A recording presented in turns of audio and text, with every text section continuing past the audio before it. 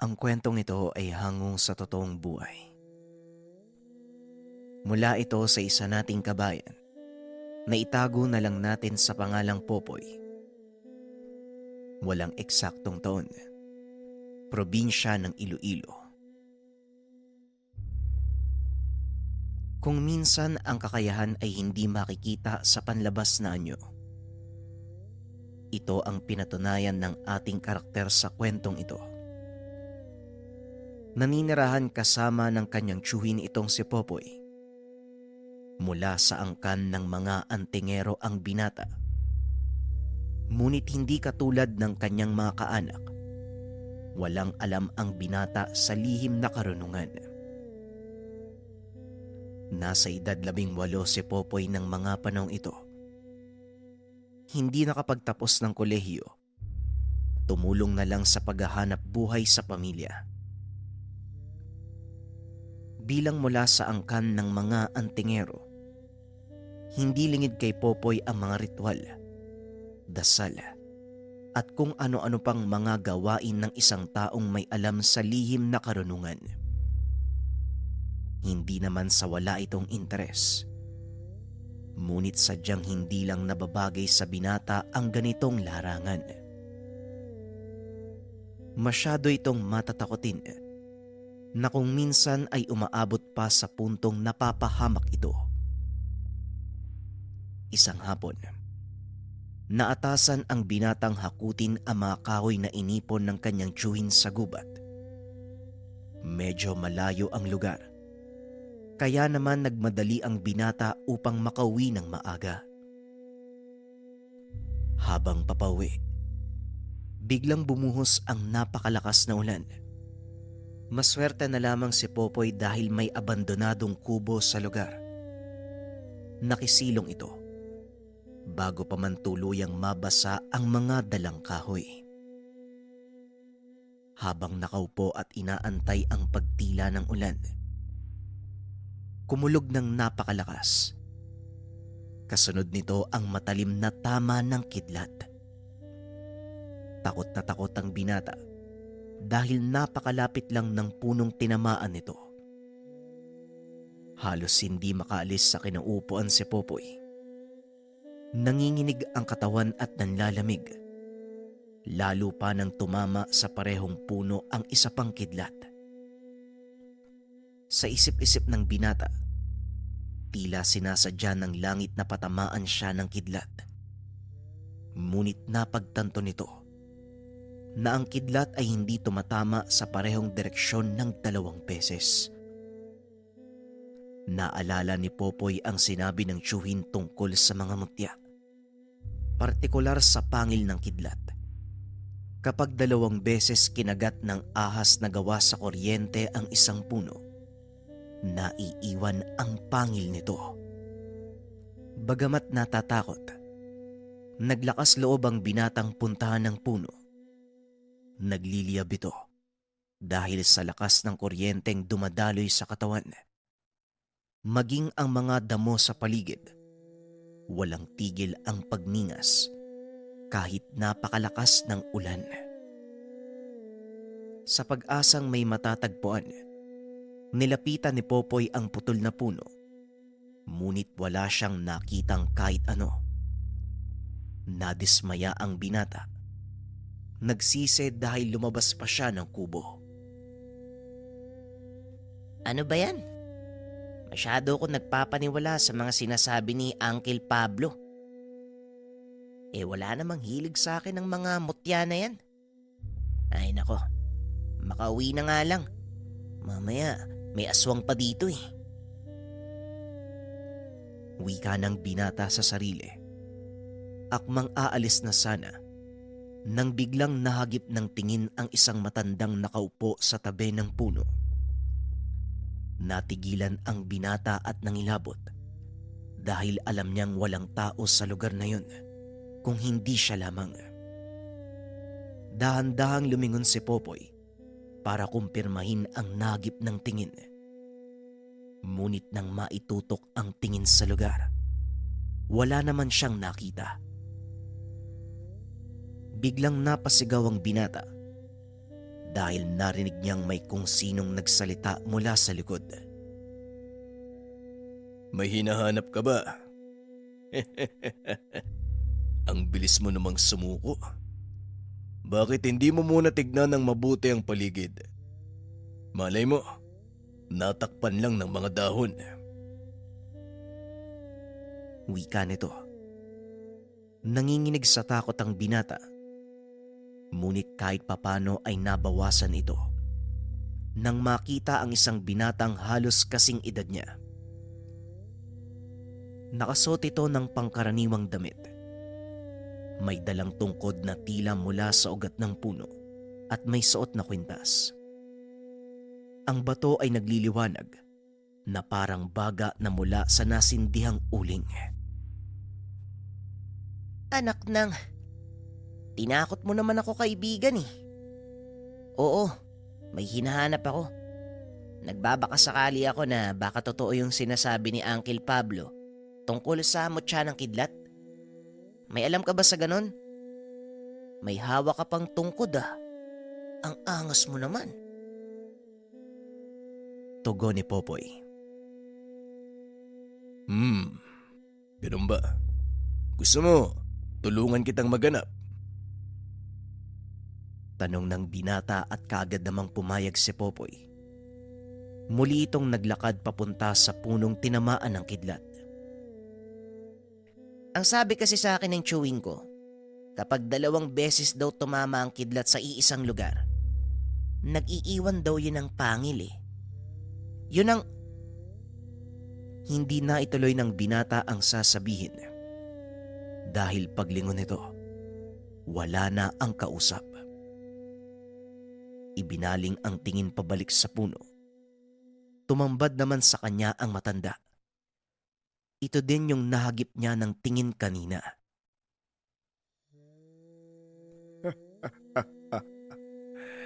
Ito ba?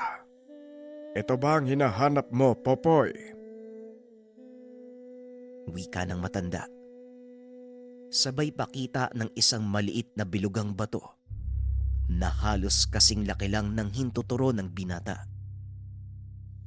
Halos mapatalon si Popoy sa takot nang makita ang matanda. Dali-dali itong tumakbo palayo. Kaso nga lang, muli niyang nabangga ang binata. Ano ka ba, kaibigan? Kumalma ka. Hindi kita sasaktan. Ako si Maduag. Ako ang bantay ng mutyang ito. At ikaw ang napili kong tagapangalaga.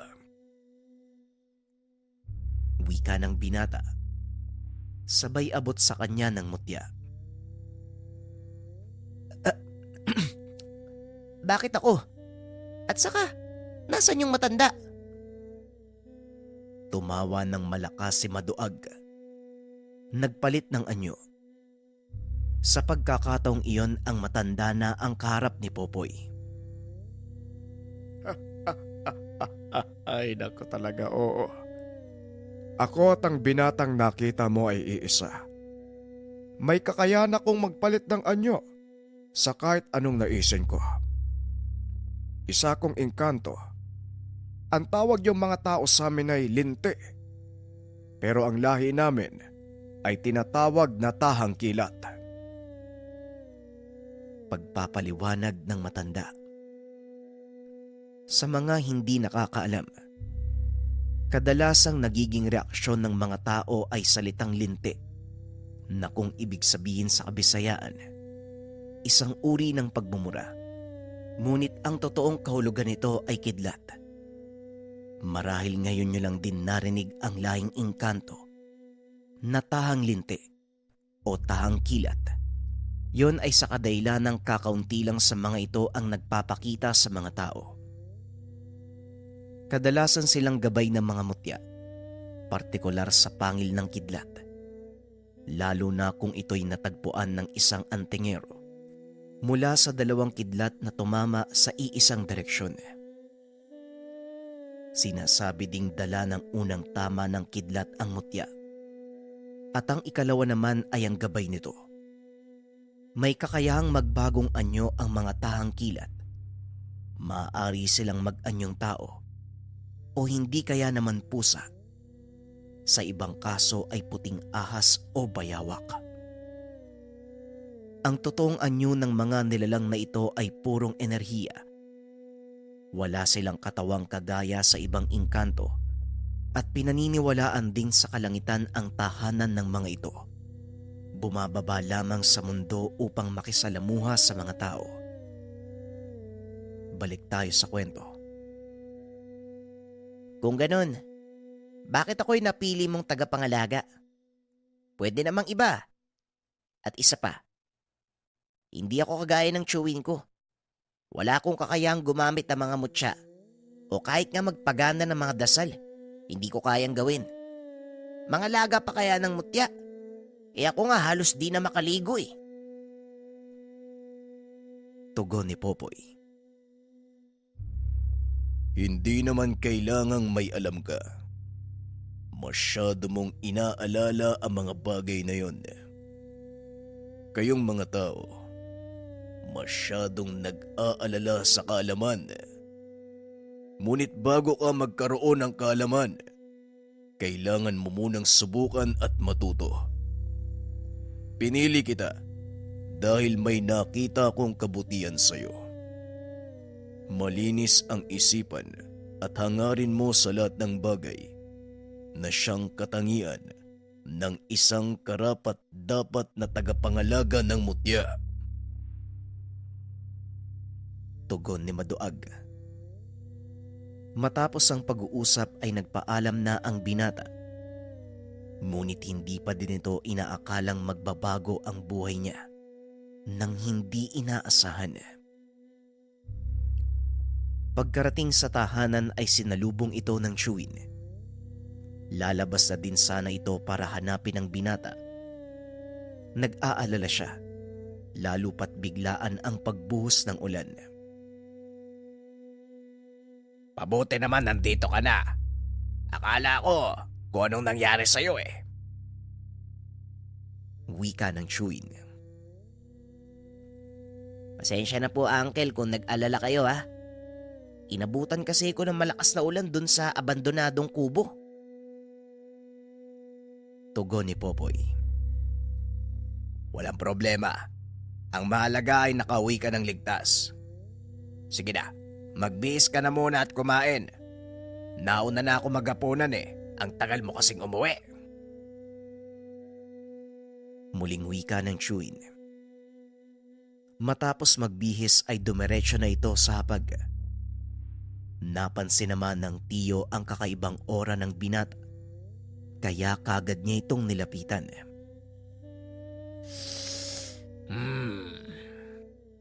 Parang kakaiba yata ang aura mo ngayon, Popoy ah. Sabihin mo nga sa akin, ano ang nangyari sa'yo kanina? Tanong ng chewin. Po, Ora, meron bang... Natigilan ang binata sa pagsasalita. Nakita nitong tila may manipis na liwanag na bumabalot sa katawan ng chewin. Kulay puti ito na may halong asul. Oh, bakit? Anong nangyari sa'yo? Parang nakakita ka ng multo. Tanong ni Tio Pablo. Eh kasi po, may nakabalot na liwanag sa inyo. Ngayon ko lang po nakita yan eh. Tugon ni Popoy. Dito nakumpirma ng chewin na may kakaiba sa pamangkin. Ang nakikita mong liwanag, Popoy, ay ang tinatawag na aura ng tao. Kung nagagawa mo itong makita, nangangahulugan lang na nagising na ang spiritual na kakayahan mo. Wika ni Tio Pablo. Saka pa lamang sinabi ni Popoy ang totoong nangyari. Ang totoo po, napulot ko po ito kanina eh. Tugon ng binata. Sabay lapag ng nakuhang mutya sa mesa. Nagulat naman si Tio Pablo dahil agad niyang nakilala kung ano ang mutyang iyon. Mutya ng kidlat ang isang to, Popoy. Paano mo to nakuha? Tanong ni Tio Pablo. Ipinaliwanag ni Popoy ang lahat, maging ang pakikipag-usap ng gabay sa kanya. Natawa ng husto ang Shuin dahil sa wakas nagising na ang kakayahan ng binata dahil sa nakuhang mutya. Kaso po, Uncle, hindi ko po alam kung anong gagawin ko dyan sa mutya na yan eh. Pwede niyo po ba akong turuan? Tugon ni Popoy. Hindi naman sumagot ang Shuin. Ngunit kinabukasan, maaga siya nitong ginising upang mag-igib ng tubig at magsibak ng kahoy. Kailangang masanay ang katawan mo sa mabibigat na gawain. Nang sa ganon ay lumakas ka. Ipagpatuloy mo lang yan at may susunduin akong tao. Kailangan pagbalik ko, puno na ang mga tapayan at nasibak mo na ang mga kahoy na yon. Muling wika ni Tio Pablo, sabay turo sa tumpok ng mga kahoy sa gilid ng bakuran. Matapos ay kagad na itong umalis. Nagawa namang tapusin ni Popoy ang mga gawain. Pagkarating ng Shuin, naabutan nito ang binatang natutulog sa papag. Popoy, gumising ka nga. Nakakaya sa bisita natin. Ano ka ba naman, bata ka? Wika ni Tio Pablo at dali-dali namang bumangon ang binata. Nakita ang kasama ng tiyuhin. Naku po, pasensya na po kayo. Napagod po ako sa pagsisibak saka pag-iigib ng tubig eh. Tugon ng binata habang inaayos ang sarili. Wala problema. Nga pala, ito ang kaibigan kong si Onyok. Kagaya ko, isa din siyang manggagamot. Pero mas mataas ang kaalaman niya pagdating sa mga mutya. Onyok, siya ang sinasabi ko sa iyong pamangkin ko. Mananatili siya dito para ituro sa iyo kung paano gamitin ang mutyang tangan mo. Muling wika ni Tio Pablo. Akmang makikipagkamay na sana si Popoy nang bigla nitong marinig ang boses ni Maduag. Huwag kang magtitiwala sa taong yan. Masama ang kutob ko sa kanya. Wika ng gabay. Ibinaba ni Popoy ang kamay. Sa halip ay yumuko na lang ito para magbigay galang. Ikinagagalak ko po kayong makilala. Ako po si Popoy. Napangiti ang lalaki at tinignan si Tio Pablo.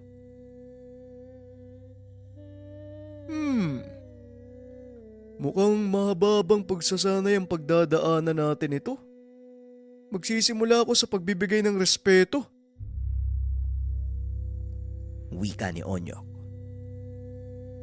Ay nako, pasensya ka na, Onyok. Ganyan lang talaga si Popoy pero mabait na bata yan. O siya, pumasok na muna tayo ng tahanan. Hapon naman eh. Popoy, iligpit mo na ang mga gamit at pumasok ka na din. Tugon ng Shuin. Habang naglalakad papasok ng tahanan, patuloy na tinititigan ni Popoy ang bisita. Wala itong makitang kahit na ano mula sa tao. Uy, Maduag, nandyan ka ba? Bakit hindi ko makita yung aura niya? Tanong ni Popoy. Yan din ang gusto kong sabihin sa'yo. May taglay na sa bulag ang taong yan. Ito ay isang uri ng kakayahan na nagkukubli ng totoo niyang lakas. Ngunit hindi siya makakapagtago sa akin. Kaya magtiwala ka lang, Popoy. Alam kong may hindi magandang balak ang taong yan. Tumatangulang ang binata. Matapos ang pag-uusap ay pumasok na din ito ng tahanan. Pinakikiramdaman ni Popoy ang lalaki. Mukha namang mabait. Hindi niya ito gaanong kinakausap. Isang tanong, isang sagot lang din ito sa tuwing kukunin ni Onyok ang kanyang opinyon. Ilang minuto pa ang nakalipas. Nagpaalam na ang binatang papasok sa silid upang magpahinga. Ngunit bago pa man ito tuluyang makatulog, nagpakita sa kanya ang gabay sa anyong ahas nito. Talasan mo ang iyong pakiramdam, Popoy. Huwag kang magpapakampante. Pero huwag kang mag-alala. Poprotektahan ka ng iyong mutya. Wika ng gabay. Tumangulang ang binata at kagad namang bumaba ang puting ahas. Pumunta ito sa kanyang uluhan. Sumiksik sa ilalim ng unan kung saan inilalagay ni Popoy ang kanyang mutya. Sa kalagitnaan ng pagtulog, biglang nakaramdam ng mga paparating na yabag ang binata. Ilang sandali pa naramdaman nito ang mahinang pagkilos sa tabi ng higaan. Nanatiling nakapikit ang binata, ngunit alam niyang may tao sa loob ng kwarto, maliban sa kanya. Bagya nitong inangat ang ulo upang makakilos si Maduag. Napasigaw ang lalaki, sabay talsik palabas ng pintuan. Dali-daling bumangon ang binata at lumabas ng kwarto. Nakapalupot sa kamay nito ang anyong ahas ng gabay habang nakatutok kay Onyok. Sinasabi ko na nga ba hindi ka mapagkakatiwalaan.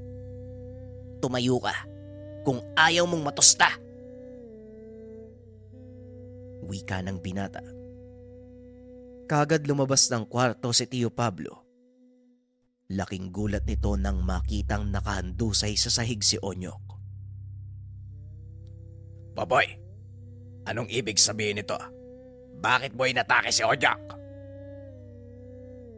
Tanong ni Tio Pablo. Hindi maganda ang balak ng tao niyan sa akin. At yun ang gusto kong malaman. Ngayon tumayo ka at magpaliwanag, Onyok. Tugon ng binata. Marahan namang tumayo ang lalaki. Naupo ito habang sinasapo ang dibdib. Ma'am Pablo, hindi mo naman sinabi. Aktibo pala yung gabay ng mutyang hawak ng pamangkin mo. Wika ni Onyok. Kaya nga sinabi ko sa'yo mag-iingat ka. Dahil mutya ng kidlat ang hawak ni Popoy. At ikaw naman, Popoy, ibaba mo yung kamay mo. Sinusubukan ka lang ni Onyok. Tugon ng tiyuhin at kagad kumalma ang binata. Ibinaba ang kamay. Napagtanto nito. Walang ibang nakakakita sa kanyang gabay kung hindi siya lamang. Matulog na po tayo. At ikaw naman, Onyok, huwag kang gagawa ng kahit ano kung ayaw mong tuluyan ka ng gabay ko. Wala man akong nakikita sa'yo, pero hindi maganda yung kutob ko sa pagkatao mo. Kaya hanggat maaari lumayo ka sa akin. Mukhang hindi ko na kailangan ng tulong sa pagsasanay. Bukas sa bukas, makakaalis ka na. Wika ni Popoy. Sabay pasok sa silid. Kinabukasan maagang nagising ang binata. Sinimulan ang paggawa ng gawaing bahay. Nakaupo lang sa sulok sina Tio Pablo at Onyok habang pinagmamasdan ang kilos ng binata. Ilang sandali pa ang lumipas. Nagpahinga ang binata sandali. Naupo ito sa lilim ng kahoy habang ipinapagpag ang damit na basang-basa ng pawis. Nilapitan ito ni Onyok upang kausapin. Mukhang hindi mo na kailangan ng tulong ko ah. Kung ganun, bakit hindi natin subukan kung talagang alam mo nang gamitin ang kakayahan mo? Halika, sumunod ka sa akin. Wika ni Onyok. Ngunit hindi umalis sa kinauupuan ng binata. Pasensya na pero nagpapahinga ako eh. Hindi ba nasabi ko sa'yo na umalis ka na? O baka talagang gusto mo lang mapahamak? Hindi ka rin nakikinig sa mga sinasabi sa'yo eh no? Tugon ng binata. Nakikinig lang si Tio Pablo sa usapan ng dalawa. Nanibago ito sa kinikilos ng binata. Alam mo, wala akong masamang tangka sa'yo. Kagaya ng sinabi ng tiyuhin mo, sinusubukan lang kita. Muling wika ni Onyok. Pasensya na talaga din ha. Pero wala akong tiwala sa'yo. Ngayon umalis ka na. Hanggat may natitira pa akong respeto. Wika ni Popoy. Sa pagkakataong iyon lumapit na si Tio Pablo. Alam nitong hindi maganda ang kakalabasan ng pag-uusap ng dalawa. Popoy, sandali lang ha. Tama na yan. Onyok, sige na. Ako nang bahala sa pamangking ko. Ay pasensya ka na. Wika ni Tio Pablo. Kaso nga lang, muli na namang nagsalita si Onyok. Hindi man Pablo, hindi ako pumunta dito para ipahiya ang sarili ko sa isang baguhan. Hindi mo pa ako kilala bata eh. Wala kang alam kung ano ang kaya kong gawin sa'yo. At wala din akong pakialam kahit mutya ng kidlat yang tangan mo. Tignan natin, magsubukan tayo. Tugon ni Onyok. Matapos ay naglabas ito ng libreta. Isinuot ang kanyang medalyon, sabay usal ng mga dasal. Sa pagkakataong iyon, tumayo si Popoy. Bahagya namang umatras si Tio Pablo. Alam niya na hindi na mapipigilan pa ang dalawa. Dinukot naman ni Popoy ang mutya sa bulsa nito. Laking gulat ni Tio Pablo dahil biglang kumislap ang kidlat. Napakaliwanag ng kalangitan. Nasundan pa ito ng malakas na pagkulog na tila ba tinatawag sa iisang direksyon. Hanggang sa masipat nito ang maliit na andap ng kuryente sa kamao ni Popoy. Napagtanto ng matanda. Gamay na ng pamangkin ang paggamit ng elemento ng kidlat. Onyok, huwag mo nang ituloy. Paniguradong mapapahama ka lang. Pero, kung hindi kita mapipigilan ha, ikaw ang bahala sa sarili mo. Huwag mo lang sabihin na hindi kita binalaan. Wika ni Tio Pablo sabay upo sa bangkuan. Walang pagdadalawang isip na sinugod ni Onyok ang binata na noon ay nakatayo lang. Nanlaki ang mga mata ni Tio Pablo dahil biglang nawala sa paningin si Popoy. Nang muli itong magpakita, nasa likod na ito ni Onyok. Idinikit ng binata ang kamay nito sa likod ng katunggali at bigla itong nangisay. Pasensya ka na manggagamot. Pero hindi kailangan ni Popoy ang magtuturo sa kanya ng mga gagawin. Tuluyang nawalan ng malay si Onyok. Napatayo naman sa kinauupuan si Tio Pablo nang marinig ang gabay ni Popoy. Magsalita ka. Ikaw ba ang gabay ng mutya ng pamangkin ko? Paano mong nagagawang makipag-isa sa kanya? Tanong ni Tio Pablo. Oo, tama ka. Ako nga ang gabay ng mutya. Pangangalagaan ko ang katawan ng taong may tanga nito. Walang sino mang may masamang tangka ang maaaring gumalaw sa kanya. Tugon ng gabay. Akmang tatayo sana si Onyok nang bigla siyang pigilan ni Tio Pablo. Tama na, Onyok. Wala kang laban sa kanya. Isang uri ng mataas na engkanto ang nasa katawan ni Popoy. Matapos magsalita ni Tio Pablo sa mga katagang iyon, kaagad namang bumalik sa dati ang paligid. Nawala din ang kislap ng kuryenteng nakabalot sa kamao ni Popoy. Hindi ko mapapalampas ang ganitong pagpapaya. Kasalanan mo ito, Mang Pablo eh.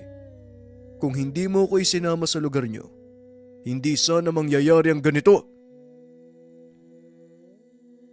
Wika ni Onyok. Bago kita isama dito, binalaan kita, Onyok.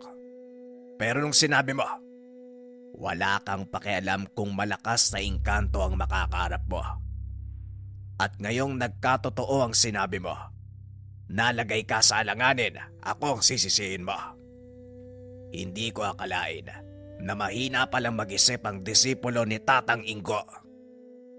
Sige na, makakalis ka na. Ako nang bahalang magpaliwanag ng lahat sa maestro mo. Tugon ni Tio Pablo. Kaagad namang tumayo si Onyok at umalis. Ilang minuto pa ang nakalipas ay tila nagbalik sa ulirat si Popoy. At gaya ng inaasahan ng Chewin, wala itong naalala sa mga nangyari. Uncle, anong nangyari? Saka, nasaan na po si Onyok? Tanong ni Popoy. Hayaan mo na ang taong yon. Tama nga ang sinabi mo, Iyo. Masyadong mataas ang tingin niya sa sarili at dapat lang nabigyan ng leksyon. Nakakayang isipin na isa siyang mag-aaral ni Kainggo. Sige na, magpahinga ka na at maglinis ng katawan. May pupuntahan tayo. Tugon ng Tiwin. Lingid sa kaalaman ni Popoy na ito na ang pinakaunang beses niyang sasabak sa totoong laban. Matapos kumain ay kaagad nang umalis ang dalawa. Habang nasa daanan, tahimik na nakikiramdam ang binata hanggang sa mapagtanto nito na palabas na sila ng bayan. Sandali lang po, Uncle. Hindi ba sakop na ng kabilang bayan ng baryong to? Ano po yung ginagawa natin dito? Tanong ni Popoy. May huhulihin tayong aswang. At kailangan ko ng makakasama. Dito natin masusubukan ang kakayahan ng mutya mo, Popoy. Nanlaki ang mga mata ng binata dahil ito ang unang beses niyang makikipagharap sa aswang kung sakali. Ano po? Aswang? Seryoso po ba kayo, Uncle Pablo? Huwag naman po kayo magbibiro ng ganyan, oh. Tugon ni Popoy. Mukha ba ako nagbibiro? At saka, ano bang kinakatakot mo? Wala ka bang tiwala sa mutya mong dala? Tanong ni Tio Pablo. Hindi naman po sa ganun, Tiyo. Kaso, aswang ang kakalabanin natin eh. Alam niyo naman po na ito yung unang beses kong sasama sa inyo. Tapos, ganyan po kaagad yung ipaparap niyo sa akin. Wika ni Popoy. Huminto sa paglalakad ang matanda at hinawakan sa balikat si Popoy. Kung wala kang tiwala sa sarili mo, pues ako, malaki ang tiwala ko sa'yo. Alam kong kaya mo yan. Kailangan mo lang manalig sa tangan mong mutya at sa gabay nito. Wika ni Tio Pablo. Napabuntong hininga si Popoy dahil alam nitong wala na siyang magagawa. Bagaman nagdadalawang isip, tumuloy pa rin sa pagsama ang binata. Ilang sandali pa ay narating na nila ang tahanan ng taong nagpatawag kay Tio Pablo. Itago na lang natin sa pangalang Dodong. Mabuti naman nakarating kayo, Pablo. Hindi na po namin alam ang gagawin eh. Halos araw-araw na pong may napapahamak. Kagabi lang, isang bata na naman yung kamuntikang matangay ng mga impaktong yun. Wika ni Dodong habang naglalakad papasok ng tahanan. Nakarating na sa akin ang balitang yan. Pero huwag kang mag-alala. Sigurado ngayong gabi, wawakasan natin ang paghahari-harian nila dito. Nga pala, maaari mo bang ituro sa akin kung saan madalas nagpapakita ang mga aswang? Tanong ni Tio Pablo. Sige po. Pero bago po tayo umalis, kumain na po muna kayo. Naganda ako ng nilagang saging at kape. Pasensya na po ah. Ito lang po ang nakayanan namin mag-asawa eh. Pero mamaya po, doon tayo maghahaponan kina Kapitan. Inibitahan ka din niya eh. Natuwa yun nung malamang ikaw yung hiningaan namin ng tulong. Wika ni Dodong. Ay, ano ba naman yan o ano ka ba? Walang problema, Dodong. Kahit anong pagkain pwede yan sa amin. O siya, kumain na muna tayo. Nga pala, Popoy, kaibigan ko ang kapitan sa baryong ito. Magkasama kami noon sa Kilusan at sabay din kaming sumuko sa pamahalaan nang malaman naming wala nang saysay ang pinaglalaban. Wika ni Tio Pablo. Naging interesado naman sa usapan si Popoy dahil hindi nito alam na dati palang rebelde ang Chewin. Pinaliwanag ni Tio Pablo ang lahat ng nangyari noong kabataan pa niya. Naging pariwara ang buhay nito dahil sa maling paniniwala. Ngunit laking pasasalamat ni Tio Pablo dahil nung mga panahong napunta siya sa mga rebelde, nagkaroon ito ng pagkakataong matuto sa lihim na karunungan. Matapos makipag-usap, kagad nilang pinuntahan ang bahay ng kapitan. Pagkarating doon, sinalubong sila nito. Mabuti naman at nagkita tayo uli. Kumusta naman ang buhay manggagamot, Pablo? Tanong ng kapitan. Sa awa ng Diyos, maayos naman. At masaya akong nakakatulong sa iba. Ikaw, seryo. Kumusta naman ang naging buhay mo sa labas ng kampo? Tanong ni Tio Pablo. Eto, napagtanto ko na mas maayos ang buhay dito sa labas. At saka, malaya akong maglingkod sa mga tao. Bueno, anong maitutulong ko sa inyo? Tanong ng kapitan. Kakailanganin ko ng ilang katao para makatulong sa paghanap. Medyo mailapang aswang na yon, seryo. Lalo pat, hindi natin alam kung saan siya naglulungga. Tugon ni Tio Pablo. Kung ganun, ipapasama ko sa'yo mga tanod ko. Sandali lang, kukuha ako ng armas. Mukhang kailangan mo din ang makakatulong kung sakali. Muling wika ng kapitan. Matapos pag-usapan ng mga plano, kagad nang lumakad ang pangkat sa paunguna ni Tio Pablo. Tahimik lang ng mga sandaling iyon si Popoy. Pinakikiramdaman ng paligid. Inaantay ang susunod na kilos ni Tio Pablo. Ilang sandali pa ay narating na nila ang lugar na itinuro ni Dodong. Isa itong daan papasok sa malawak na tubuhan. Wala nang bahay sa gawing iyon, kaya wala masyadong nagdaraan. Mukhang tama nga ang sinabi mo, Dodong. Ito nga ang kadalasang tambangan ng mga aswang. Ngayon, ang kailangan nating gawin. Nahinto sa pagsasalita si Tio Pablo nang bigla itong nakarinig ng sigaw mula sa isang kasama. Dali-daling tumakbo ang grupo papunta sa pinanggalingan ng sigaw. Laking gulat ng binata dahil nakita nila ito na nakasabit ng patiwarik sa puno. Laking pasasalamat ng lahat dahil buhay pa ito.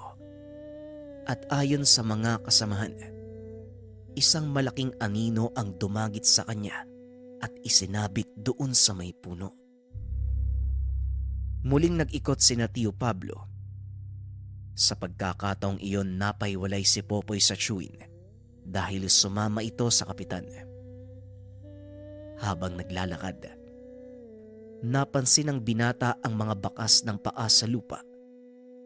Malapit ito sa ilog, kaya naman maputik ang paligid. Sinundan ni Popoy ang mga bakas at hindi na malayang napaiwalay na ito sa grupo. Nakarating sa pangpang si Popoy nang biglang magpakita ang gabay. Maganda ka, Popoy. Nandito na ang aswang sa paligid. Wika nito.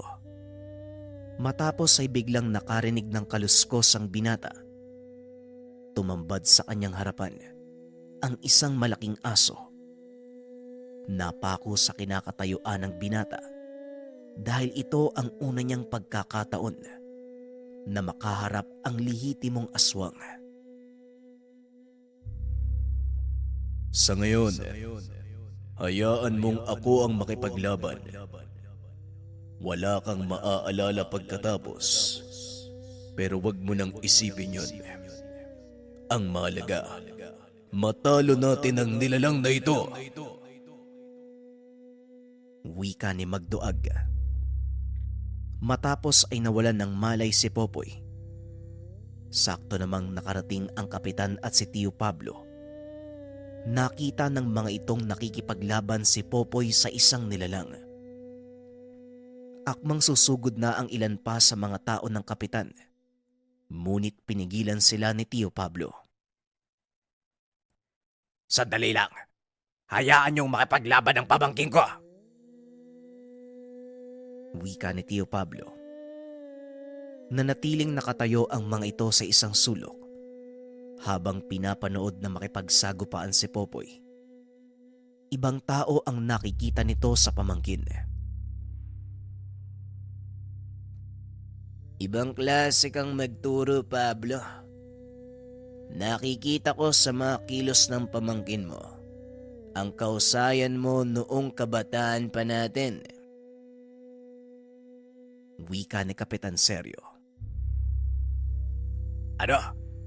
Hindi ako nagturo sa pamangkin ko. At sasabihin ko sa iyo ang katotohanan. Ito ang unang beses na nakita kong nakipaglaban ang batang yan sa aswang. Tugon ni Tio Pablo. Napasigaw ang mga nanonood sa tuwing tumatama ang kamao ni Popoy sa katawan ng nilalang. Hanggang sa tuluyang maramdaman ng aswang na wala siyang laban sa binata. Dali-dali itong tumakbo papasok sa tubuhan. Kaagad din itong hinabol ni Popoy. Mula sa malayo, nakikita nila ang panakanakang pagkislap ng kidlat sa kalangitan. Napapangiti si Tio Pablo. Dali-dali itong sumunod sa kinaroroonan ng binata. At saktong pagdating, sakal-sakal ni Popoy ang malaking aso. Tumutulay ang kuryente mula sa kamay nito papunta sa katawan ng nilalang. Napapasigaw sa sakit ang nilalang habang unti-unti itong nagbabalik sa katawang tao. Hindi makapaniwala ang lahat ng naroon dahil nagawang talunin ni Popoy ang isang malakas na uri ng aswang. Ngunit alam ni Tio Pablo na hindi ito kagagawan ng pamangkin. Matapos ang laban ay lumapit ang kapitan kay Popoy. Binati niya ito. Sabay sabing sila na ang bahala sa aswang. Ngunit tumanggi ang binata sa gusto nitong mangyari. Pasensya na, Kapitan. Pero hindi ko maaaring ibigay sa inyo ang aswang na ito. Bagaman marami siyang napinsala, isa lang din siyang nilalang na nakikipaglaban upang mabuhay. At hindi ko hahayaang magdusa siya sa inyong mga kamay. Alam ko kung anong pinaplano nyo. Kaya sa muli, pasensya na. Hindi ko yon maaaring hayaan. Wika ng binata. Kagad lumuhod sa tabi ng nag-aagaw buhay na aswang. Binulungan niya ito. Idinikit ang kamay sa katawan ng nilalang. Sabay pakawala ng sapat na kuryente upang tuluyan na itong mamahinga. Anak nang, bakit mo naman tinuluyan? Marami pa dapat akong itatanong sa kanya eh. Galit na wika ng kapitan. Tinitigan siya ng masama ni Popoy at saka tumugon. Nasagot ko na yung katanungan nyo bago pa kayo magtanong eh. At kung hindi mo nauunawaan, uulitin kong sinabi ko. Kagaya nating mga tao, nilalang din sila na nakikipaglaban para mabuhay. Meron din silang karapatan na mamayapa sa mabilis na kamatayan, Kapitan. Wika ni Popoy. Matapos magsalita ay kagad itong lumakad palayo. Nakangiti naman si Tio Pablo dahil alam nitong napaya si Kapitan Seryo sa sinabi ng binata. Nako Pablo, pagsabihan mo yung pamangkin mo ha. Napaka-arogante. Wika ng kapitan. Hindi arogante ang pamangking ko, Kapitan. Ipinaunawa niya lang sa'yo ang katotohanan ng buhay. Kaya ka nagagalit dahil hindi mo ito naiintindihan. Sige, Kapitan. Mauna na kami. Tugon ni Tio Pablo. Kagad na siyang sumunod kay Popoy. Pagkarating sa kanilang tahanan, nakabalik na sa pag-iisip ang binata. Alam ko na pong nangyari, Uncle Pablo. Ang gabay ko mismo nagkwento sa akin kung anong ginawa niya. Wika ng binata. Pero iyo, yung huling ginawa mo, gabay mo pa din ba nagsabi ng mga katagang yon? Tanong ng Chuin. Hindi po, Tiyo. Ako na po nagsabi ng mga katagang yon sa kapitan. Ang ipinagtataka ko, bakit ang saya nila? Walang masaya sa nangyari dahil isang buhay ang nawala. Hindi kasalanan ng mga aswang yun eh, kung bakit kailangan niyang pumatay. Nagugutom din sila, kaya sinusunod lang nila ang tawag ng kanilang katawan. Tugon ng binata. Nagulat si Tio Pablo dahil kakaiba na kung mag-isip itong si Popoy. Lingid sa kaalaman ng Chuin, ang mismong gabay ng binata ang nagtuturo sa kanya ng lahat. Madaling araw na ng mga sandaling iyon. Ilang oras na lang ay sisikat na ang araw, kaya pinili na lang ni Popoy na uminom ng kape. Habang iniintay ang pagliwanag upang makapagsimula sa mga gawain. Gapasan ng palay ng araw na yun, naimbita ng binatang makigapas. Pinayagan naman ito ng Chuin dahil alam niyang ito ang paraan ng binata sa pakikipagsalamuha. Magbaon ka ng kanin at tubig doon ha. Mahirap na. Hindi natin alam kung anong klase ng mga tao makakasalamuha natin. Mabuti na ang nag-iingat. Wika ni Tio Pablo. Opo, Tiyo, wag po kayo mag-alala. Alam ko naman po ang gagawin ko eh. At isa pa, halos kakilala ko naman ang mga makakasama ko sa agapasan. Kaya wala po kayong dapat ipangamba. Tugon ng binata. Lingid sa kalaman nito, isang pangyayari na naman ang susubok sa kanyang kakayahan. Nasa kalagitnaan sila ng paggapas nang biglang kumulimlim ang paligid. Hindi ito inaasahan ng lahat dahil tag-araw ng mga sandaling iyon.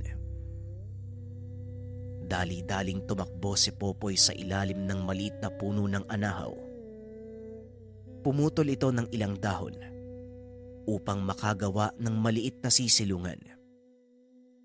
Habang nagpapatila ng ulan, napansin ito ang dalawang kalalakihang nakatitig sa kanya habang nagtatawanan.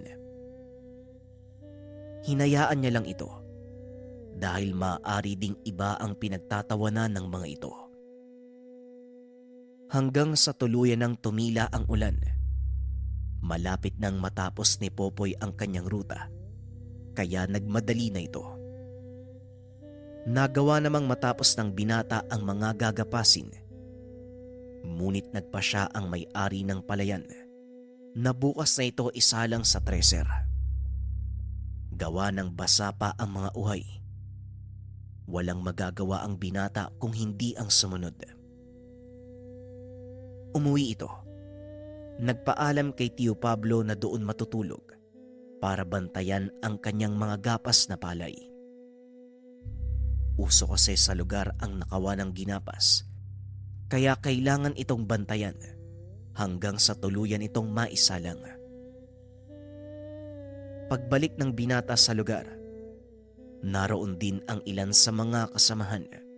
Masayang nag-iinuman ang mga ito. Inaya siyang makisali, ngunit tumanggi ang binata dahil hindi naman ito umiinom. Gumawa ng maliit na kubo si Popoy mula sa dahon ng anahaw at saging upang magsilbing tulugan. Matapos ay nagpahinga na ito. Unti-unti ay nakatulog ang binata, ngunit ilang sandali lang ay ginising siya ng gabay. Popoy, gumising ka. May mga aswang sa paligid. Wika nito. Kagad namang bumangon ang binata. Laking gulat niya dahil nasa anyong ahas ang gabay. Pumulupot ito sa kanyang braso at sinabihan ang binatang lumabas ng kubo.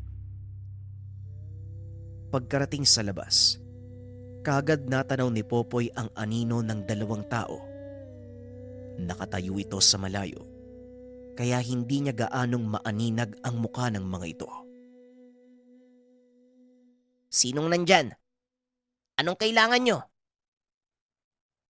Tanong ni Popoy.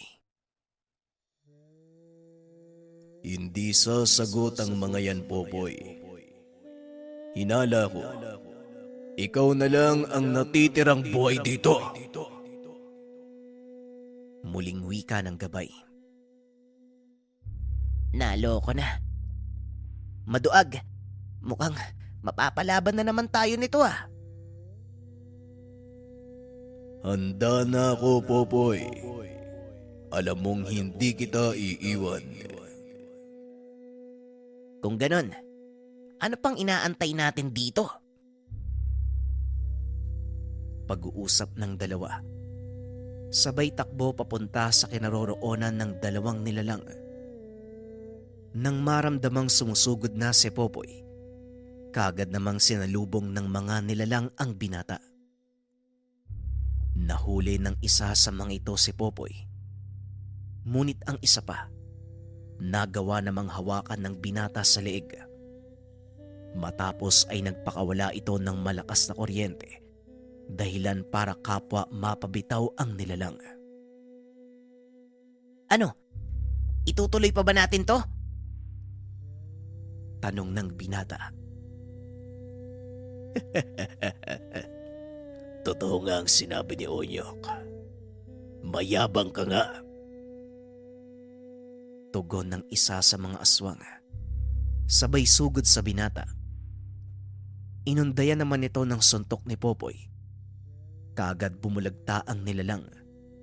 Ngunit nakatayo din ito at muling sumugod. Sa pagkakataong iyon, nahuli siya ni Popoy at isinubsob sa lupa. Si Onyok ba? Siya ba ang nag-utos sa inyo? Tanong ng binata. Bigla namang napaangat ang ulo nito. May isa pang lalaki ang nagpakita mula naman sa likod ng puno ng nyug. Oo, ako nga. Hindi ba sinabi ko sa'yo na hindi ko papalampasin ang pagpapaya mo sa akin? Ngayon umanda ka. Dahil pagbabayaran mo ang ginawa mo. Napailing na lang si Popoy. Kagad nang tinapos ang dalawang aswang upang walang maging sagabal sa laban. Wala kang kadala-dala no? Binigyan ka ng pagkakataong tumakas. Pero nung ginawa mo, hinangad mo pa din ang paghihiganti. Ikaw ang nagdala nito sa sarili mo. Kaya wag mo kong sisisihin sa mga mangyayari sa'yo. Wika ng binata. Hindi na nagsalita pa si Onyok. Kagad na itong sumugod gamit ang mga dasal. Ngunit sa kasamaang palad masyadong malakas ang depensa ni Popoy. Kaya tumalbog lang ang tigalpong binabato nito. Wala akong alam sa mga dasal pero kaya ko itong kontrahin. Pasensya na ha. Mukhang nagkamali ka ng babanggain eh. Lalo namang nanggalaiti si Onyok. Sunod-sunod na suntok ang ibinigay nito sa binata. Ngunit mas mabilis kumilos si Popoy at hangin lang ang tinatamaan ng kalaban.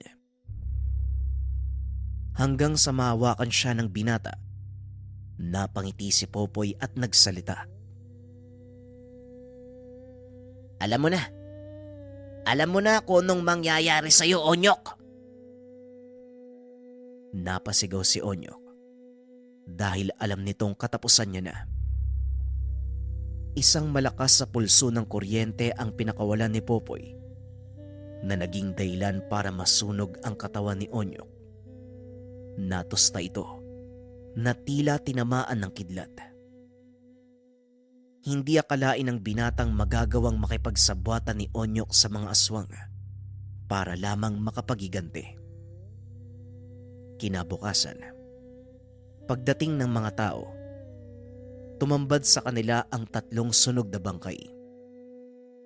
Sunog din ang damo sa paligid ng mga ito na parang tinamaan ng kidlat. Maliban pa sa mga ito, may natagpuan ding 2 pang bangkay ng mga kasamahan ni Popoy.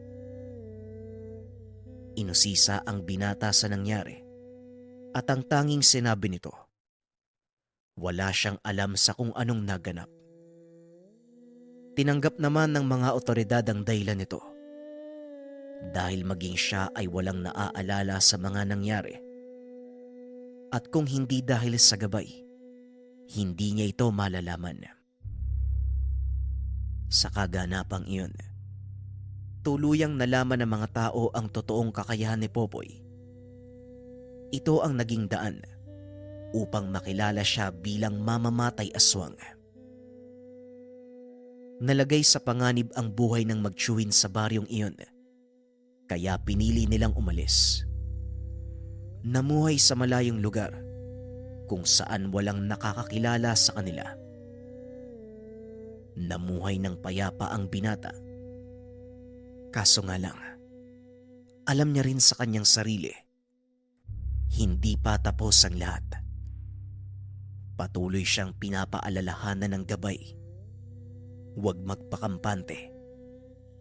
Dahil anumang oras, maaaring manggambala ang anumang nilalang o kahit anong uri ng elemento Dahil sa oras na magkaroon ka ng karanasan, magkaroon ng ugnayan sa mga nilalang, kailanman hindi na ito matatapos.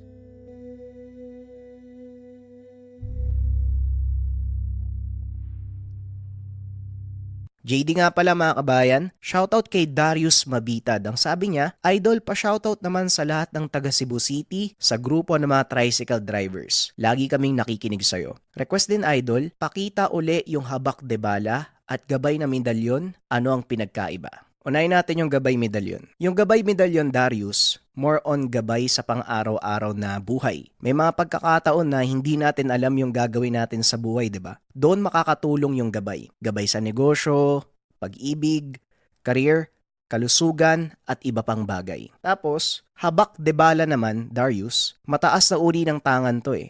Panglaban kontra kulam, barang, lason, usog, tigalpo, palipad hangin, aswang, elemento at masamang espiritu. Rebuelta din sa mga taong may gustong gumawa ng masama sa'yo. So yun Darius, yung pinagkaiba ng dalawa. Soon bibisita uli ako dyan sa Cebu. Pantay na lang mag-a-announce ako. Sana makita ko kayo.